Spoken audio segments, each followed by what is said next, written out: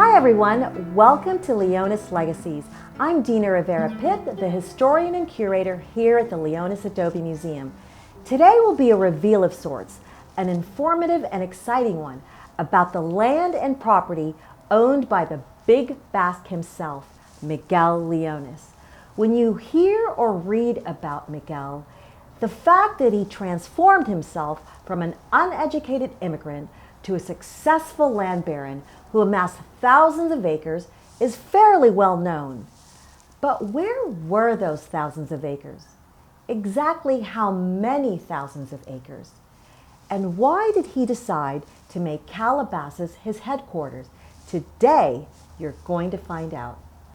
Miguel Leonis amassed 18,383 acres and 43 various parcels that we know of based on official property records. There would have certainly been transactions not officially recorded. So let's take a look at some prime properties in Miguel's portfolio. I think it will surprise you. While still working as a sheep herder, Miguel's first major real estate transaction was obtaining a portion of Rancho El Escorpion, modern-day West Hills and Woodland Hills, from Odon, the father of his Chumash Tongva wife, Espiritu. Miguel was naturally gifted with incredible business savvy and ultimately was able to acquire all of El Escorpion from the other land grant owners. Most Los Angeles rancho owners also owned city residences in or near downtown LA, the business hub where all the action happened. Ranchers like Miguel traveled to and from downtown by wagon, like this one, using the Cahuenga Pass. Miguel owned a city home and multiple parcels called the Leonis Tract. It was quite common during those days to name the street or tract of land you purchased after yourself. Exactly where was the Leonis Tract? It was located in present-day Boyle Heights, in a historic neighborhood still known as Aliso Village. In 1872, Miguel Leonis began his shrewd land buying. He bought various lots in downtown LA, 25 additional lots in Boyle Heights, and 80 acres in modern-day Whittier. Other key LA County acquisitions included parcels in what today is downtown Burbank and Santa Monica proper, as well as various lots in San Pedro, near the Port of Los Angeles, and 10 acres in West Hollywood. Miguel even owned a parcel in Hollywood right next to Hollywood Forever Cemetery, a Los Angeles landmark. Miguel also owned a share in Los Angeles Agricultural Park, started in 1872 to encourage agriculture in LA and to serve as a venue for agriculture fairs. Today, we know it as Exposition Park. Another amazing parcel he owned, which he purchased from his friend and business partner, Frenchman Jose Mascarell, who, by the way, was the 9th mayor of Los Angeles, was property right next to the Plaza Church in today's Los Angeles Plaza Historic District, the site of the original Pueblo.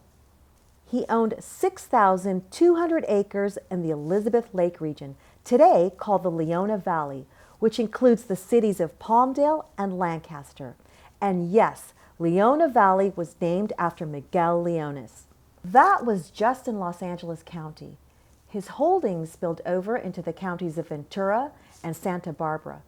Miguel bought parcels on Rancho Las Virgenes, originally an almost 18,000 acre Spanish land grant, which is present-day Westlake Village, Oak Park, and Agoura Hills.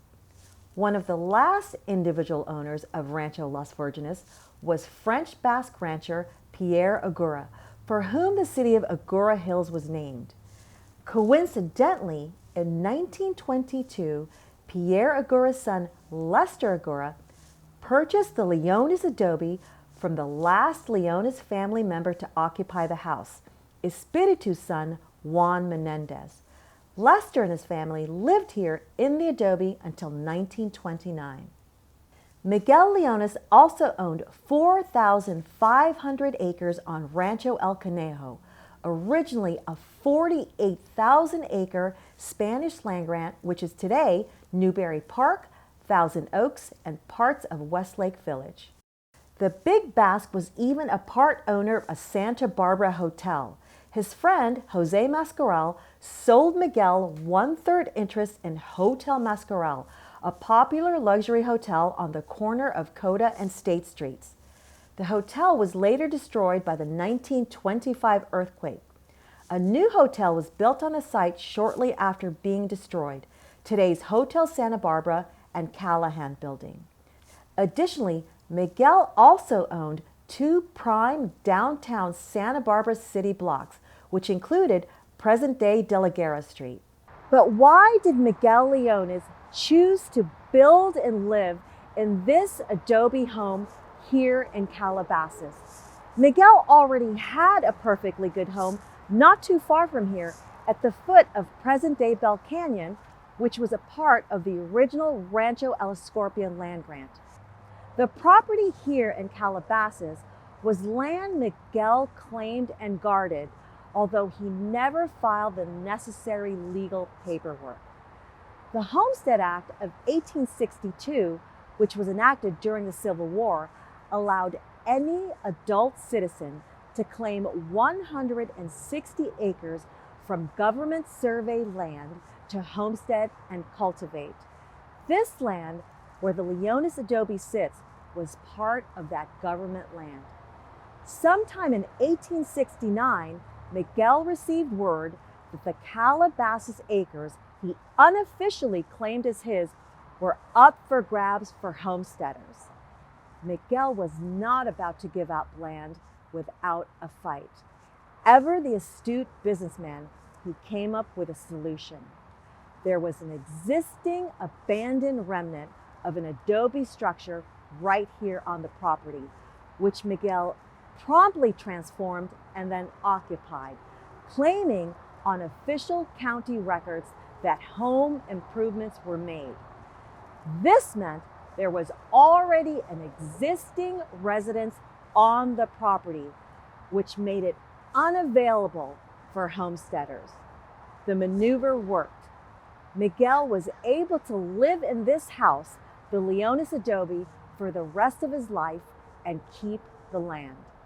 Obviously today, the value of Miguel's real estate portfolio would be astronomical. Unfortunately, having no direct business-savvy heirs, a majority of his land holdings were sold off by French relatives shortly after his untimely death in 1889. You can find out what happened to Espiritu after his death in another episode. I hope you enjoyed learning about some of the specifics of Miguel's real estate empire.